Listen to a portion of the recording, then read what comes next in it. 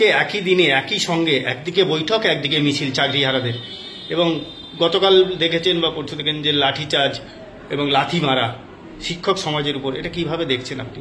দেখুন, ব্যাপারটা হচ্ছে রাজ্য সরকারের ব্যর্থতার জন্যই যারা আজকে যোগ্য তারাও আজকে চাকরিচ্যুত হলো।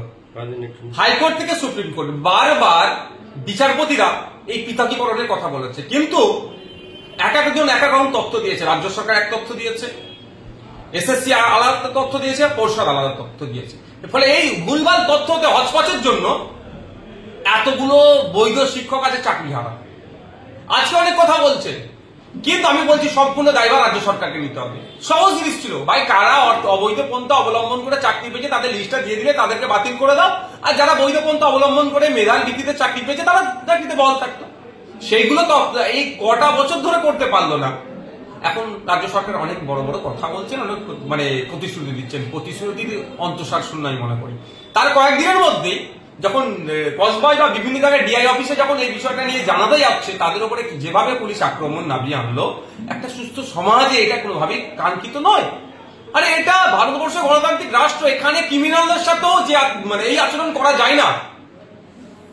এখানে জেল বলে আইন না, এখানে সংশোধনাগার বলা হচ্ছে। আর সেখানে একজন শিক্ষক, যারা জাতির মেরুদণ্ড বা সমাজের মেরুদণ্ড বলি আমরা, তাদেরকে যেভাবে আক্রমণ হলো, মারধর হলো, শুধু লাঠির ডান্ডা ভেঙে ফেলেছে এমন মারধর করেছে। এদের বিরুদ্ধে পুলিশ মন্ত্রী তথা মুখ্যমন্ত্রী কি ব্যবস্থা গ্রহণ করলো? কটা পুলিশকে শোকজ করেছে? কজনের বিরুদ্ধে ডিসিপ্লিনারি অ্যাকশন নিয়েছে? আমি জানতে চাই। ছাগলচোর গরুচোর ধরা পড়ে গেলে এরা বড় বড় করে এদের West Bengal police, Calcutta police তাদের পেজে লিখে দেয় যে এত জায়গায় একটা ছাগলচোর ধরা পড়েছে। আমি এই মর্মে জাস্ট বোঝানোর জন্য বলছি। তাহলে এদের বিরুদ্ধে যারা এই ধরনের শিক্ষকদের উপর আক্রমণ চালালো, তাদের বিরুদ্ধে কি ব্যবস্থা গ্রহণ করলো? লিখেছে তারা? এটা মেনে নেওয়া যায় না। আর এই আক্রমণ দেখে যারা এখনো চুপ করে আছে, যারা ভাবছেন যে তৃণমূল কংগ্রেস সাথে ন্যায় দেবে, আমি তাদের বলছি আপনাদের হয়তো মনে নাম্বার তাহলে এগিয়ে আসছে। আপনারা প্রতিবাদ সোচ্চার হন। যারা এই শিক্ষকদের উপরে আক্রমণ শুধু নয়, যারা শান্তিপূর্ণ কোন মিছিলের ওপরে যে এই ধরনের বিভিন্ন জায়গায় পুলিশ আক্রমণ করে, এর বিরুদ্ধে আপনারাও সোচ্চার হন। না হলে আগামী দিনে আপনার নাম্বার আসছে, দেখবেন আপনার অন্যায় নয়, আপনার উপরে আবার পুলিশ আক্রমণ হবে। দেখতে পাচ্ছি তো, গাড়ি যাচ্ছে, সব কাগজপত্র ঠিক আছে, এত টাকা দিতে হবে, না দিলে মারধর করছে, আটকে রাখছে গাড়ি। এই ধরনের অহরহ ঘটনা ঘটছে। তাহলে আমাদেরকে সমাজের সকল স্তরের মানুষকে আসতে হবে, পুলিশটা কি জিনিস। পুলিশকে আমরা মাইনে দিয়ে রেখেছি, আমাদের ট্যাক্সের টাকা দিয়ে রেখেছি, সাথে শান্তি শৃঙ্খলটা তারা বজায় রাখতে পারে। ডিসিপ্লিন, ট্রাফিক থেকে শুরু করে এই বিষয়টা যেন তারা ঠিকঠাক দেখে। তারা আমাদের উপরে চড়ে বসছে, তারা আমাদের উপরে লাঠিচার্জ করছে, তারা আমাদেরকে আক্রমণ করছে, আমাদের নামে মিথ্যা মামলা দিচ্ছে। আমি ধরে নিচ্ছি ওখানে কিছু দু একজন টিচার হয়তো অন্যায় করেছে, আমি ধরে নিলাম, করেনি, তারপরে আমি বলছি তাই কি উচিত ছিল? টিচারদের বিরুদ্ধে চিহ্নিত করে আইনত ব্যবস্থা নেওয়া, তাও না করে সমস্ত টিচারদের উপর আক্রমণ। এবার যদি আমি উল্টো কথা বলি, ওরা যে আমরা দেখেছি তো পুলিশ অন্যায় করে, তাই কি সমস্ত পুলিশকে পাবলিক ধরে পিটাবে? এটা মেনে নেওয়া যাবে? সুষ্ঠু সমাজকে মান্যতা দেবে? যেমন এটাকে মান্যতা দেবে না পুলিশের উপর আক্রমণকে, পুলিশ অন্যায় করলো পুলিশের উপর আক্রমণ করাকে মান্যতা দেবে না, ঠিক একইভাবে টিচারদের উপরে যেভাবে আক্রমণ করেছে পুলিশ, এটাকেও মেনে নেওয়া যায় না। একটু বলে রাখি, মাননীয় মুখ্যমন্ত্রী পুলিশ মন্ত্রীকে, আমাদের কাছে ডেটা আছে, ইউনাইটেড নেশন বলছে 1 লক্ষ মানুষ থাকলে 221টা পুলিশ দিতে, আর আমাদের রাজ্যে 1 লক্ষ মানুষ পিছু মাত্র 97 থেকে 98টা পুলিশ আছে। আপনার ওয়েপেন শর্টেজ আছে, 75% ওয়েপেন শর্টেজ আছে আমাদের রাজ্যে। পুলিশ দিয়ে আমাদের ধমকানো চমকানো গণতান্ত্রিক আন্দোলনকে আপনারা দলের লোকেরা চুরি করেছে।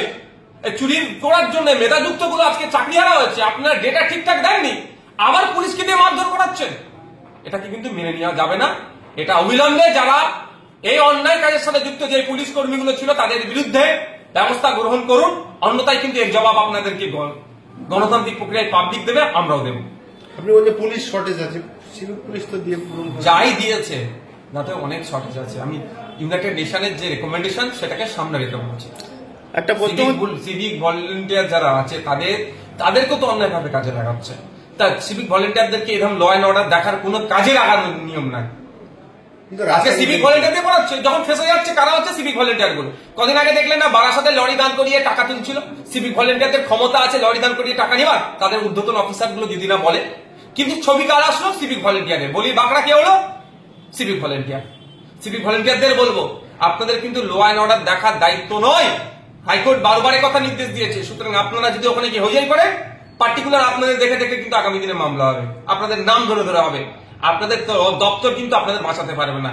সুতরাং মাইনে কম দিচ্ছে, মাইনে বাড়ানোর জন্য কেউ বলছি না, আমি বলছি যেমন মাইনে বাড়ানোর জন্য 1000 টাকা বেড়েছে, 1000 টাকা বাড়লে হবে না, সমকাজে সমবেতন দিতে হবে। এক একটা সিভিক ভলেন্টিয়ার কনস্টেবলের থেকে কোনো অংশে কাজ কম করছে না, তাহলে কনস্টেবলের মতো কেন মাইনে পাবে না? 2019 সালে সমকাজে সমবেতনের মতো সিভিক ভলেন্টিয়ারদের মাইনের দাবি করছি, যেমন সাথে সাথে সতর্ক করে দিচ্ছি সিভিক ভলেন্টিয়ারদেরকে, যদি আপনারা এই ল অ্যান্ড অর্ডার দেখার কাজে যান, আপনাদের কিন্তু চিহ্নিত করে করে মামলা হবে।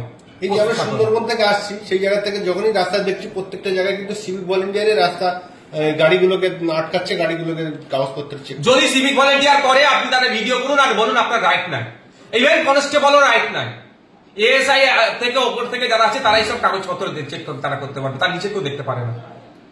আপনার ডাইরেক্ট বলবেন আপনার অর্ডার আছে, আপনার রাইট আছে, আপনি আমার কাগজ চেক করার অর্ডারটা দেখান, ডাইরেক্ট আপনি চেক করবেন। মুখ্যমন্ত্রী কি করবে? মুখ্যমন্ত্রী মাননীয় মমতা ব্যানার্জি মহাশয় কদিন আগেই দেখলাম একটা ধর্মের অনুষ্ঠানে গিয়ে সেখানে সংখ্যালঘু মুসলিমদেরকে আশ্বস্ত করেছেন। তিনি নাকি বলেছেন এই মর্মে, সংবাদ মাধ্যমে দেখলাম আমি, যে মুসলিমরা চিন্তিত হবেন না, এই রাজ্য নাকি এই অ্যাক্ট আইনকে লাগু হতে দেবে না। তো ওই রকম ভাবে মুখে বলে দিলে তো হয় না, তার জন্য কিছু স্পেসিফিক ব্যবস্থা গ্রহণ করতে হয়।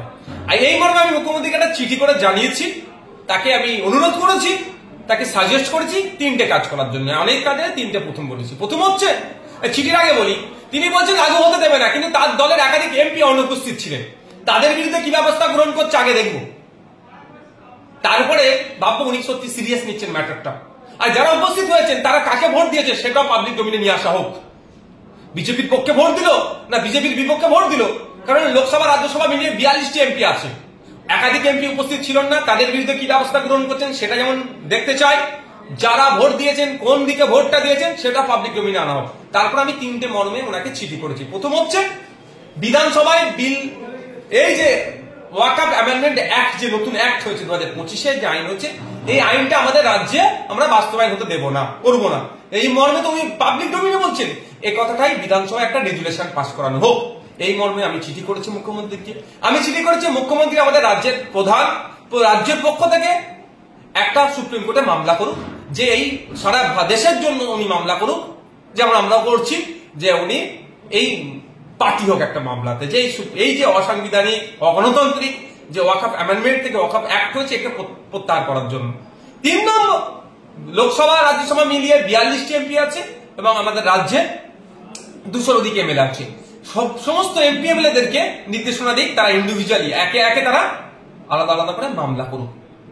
এই 3টে মর্মে আমি আমাদের রাজ্যের মুখ্যমন্ত্রী মাননীয় মমতা ব্যানার্জি মহাশয়কে আমি চিঠি করেছি।